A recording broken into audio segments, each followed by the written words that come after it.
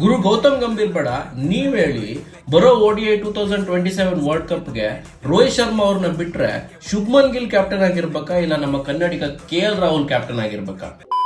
ಶುಭ್ಮನ್ ಗಿಲ್ ಅವರು ಸದ್ಯಕ್ಕೆ ಒಂದೊಳ್ಳೆ ಬ್ಯಾಟಿಂಗ್ ಲಯದಲ್ಲಿಲ್ಲ ಅಂತ ಹೇಳ್ಬಹುದು, ಅಥವಾ ಬ್ಯಾಟಿಂಗ್ ಫಾರ್ಮ್ ನ ಕಳ್ಕೊಂಡಿದ್ದಾರೆ ಅಂತ ಹೇಳ್ಬಹುದು. ಇಂಥ ಪರಿಸ್ಥಿತಿಯಲ್ಲಿ ಶುಭ್ಮನ್ ಗಿಲ್ ಅವ್ರಿಗೆ ಫಸ್ಟ್ ಕಮ್ ಬ್ಯಾಕ್ ಮಾಡಬೇಕಾಗಿರೋದು ಬ್ಯಾಟಿಂಗ್ ನಲ್ಲಿ, ಅದಾದ್ಮೇಲೆ ಕ್ಯಾಪ್ಟನ್ಸಿ ಅಂತ ಬರುತ್ತೆ. ಇದಿಷ್ಟಿದ್ರೂ ನಮ್ಮ ಗೌತಮ್ ಗಂಭೀರ್ ಅವರು ಯಾಕೋ ಕ್ಯಾಪ್ಟನ್ಸಿನೇ ಅವ್ರ ಮೇಲೆ ಜಾಸ್ತಿ ಟ್ರೈ ಮಾಡಕ್ ಹೋಗ್ತಾ ಇದಾರೆ ಅನ್ಸುತ್ತೆ. ಇದನ್ನೆಲ್ಲ ಬಿಟ್ರೆ ಯಾವಾಗ ಶುಭ್ಮನ್ ಗಿಲ್ ಅಬ್ಸೆಂಟ್ ಆಗಿದ್ರು ಆ ಟೈಮಲ್ಲಿ ನಮ್ಮ ಕನ್ನಡಿಗ KL ರಾಹುಲ್ ಅವರು ಎಂತ ಕ್ಯಾಪ್ಟನ್ಸಿ ಮಾಡಿದ್ರು.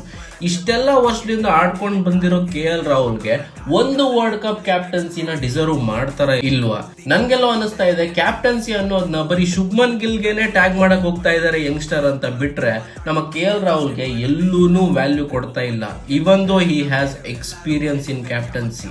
ಗುರು ಗೌತಮ್ ಗಂಭೀರ್ ಬೇಡ ನೀವ್ ಹೇಳಿ, ಬರೋ ODI 2027 ವರ್ಲ್ಡ್ ಕಪ್ಗೆ ರೋಹಿತ್ ಶರ್ಮಾ ಅವ್ರನ್ನ ಬಿಟ್ರೆ ಶುಭ್ಮನ್ ಗಿಲ್ ಕ್ಯಾಪ್ಟನ್ ಆಗಿರ್ಬೇಕಾ, ಇಲ್ಲ ನಮ್ಮ ಕನ್ನಡಿಗ KL ರಾಹುಲ್ ಕ್ಯಾಪ್ಟನ್ ಆಗಿರ್ಬೇಕಾ?